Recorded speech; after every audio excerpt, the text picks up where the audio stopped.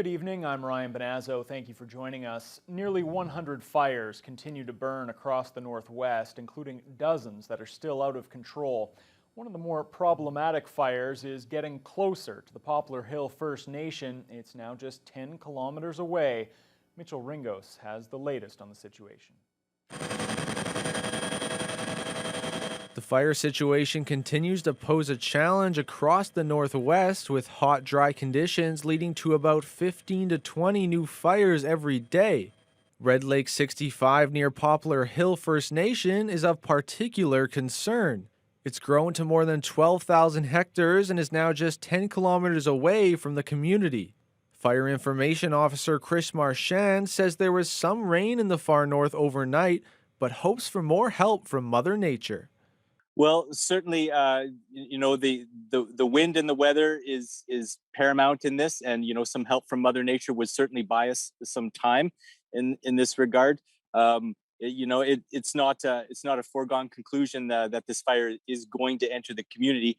The contingent of more than 100 incoming Mexican firefighters arrived in Toronto today and will join the fight here in the Northwest in the coming days.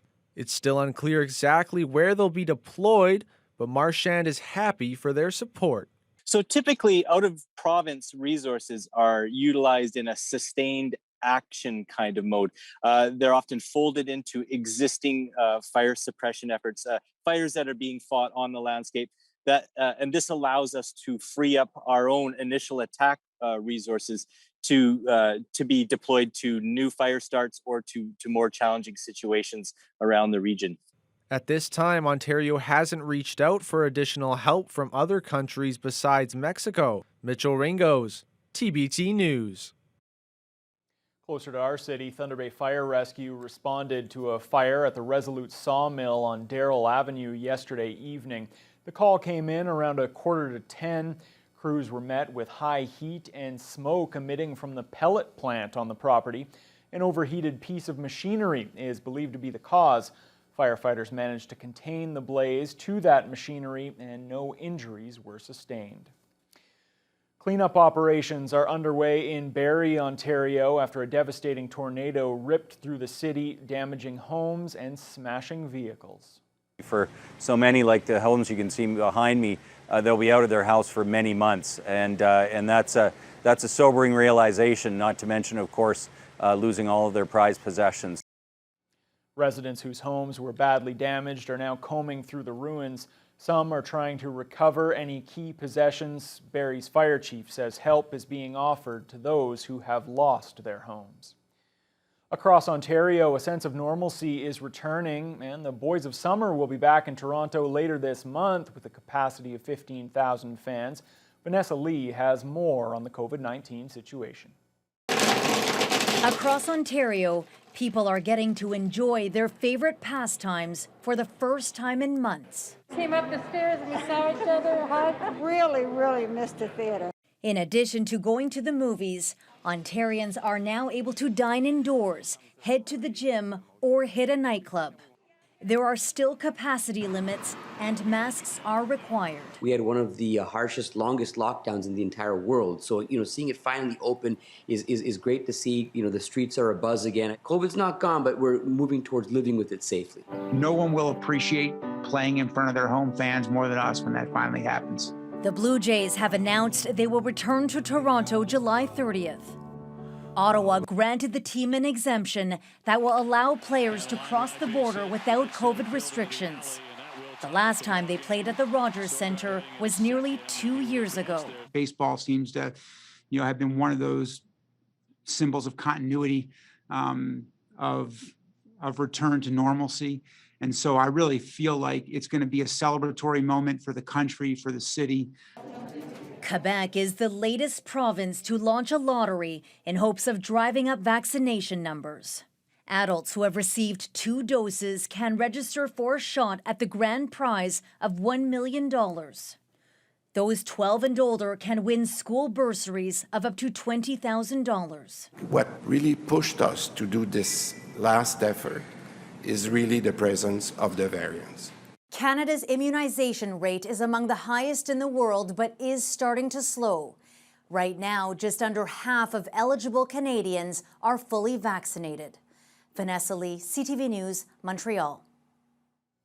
With the start of school just over 7 weeks away, students who haven't yet received their first COVID-19 shot have about a week to do so in order to be fully immunized by the time they return to the classroom.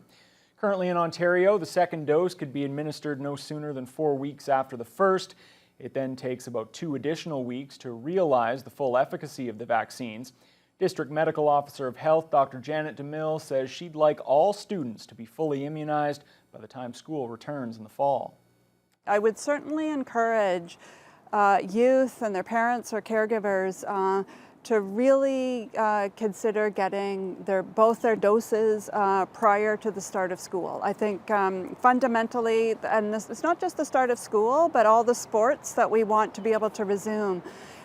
When youth are immunized and fully immunized, so those 2 doses, that will really protect that classroom situation, that school, or that sports team. COVID-19 shots are available for walk-ins at the CLE Coliseum. Meanwhile, the hospital's Bor-Alaskan Clinic is still providing vaccines by appointment next week, but that clinic will close next Friday due to dwindling appointment bookings. Dryden's latest city council meeting got a little heated this week during discussions on the second round of police costing.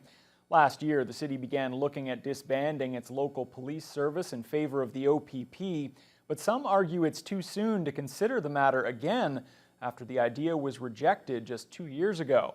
Adam Riley reports. Dryden City Councillor Shane McKinnon is not happy with how the process of police costing is being handled, and he made his feelings quite clear at Monday's virtual Committee of the Whole meeting. I would be embarrassed to be associated with this process. People in Dryden are not stupid, and they know when they are being ignored. Those remarks sparked several reactions from both councillors and staff alike. And I can tell you, and I can tell the public, I'm not embarrassed at all to be part of the costing committee. I do take exception to your comment about myself trying to get this off my plate.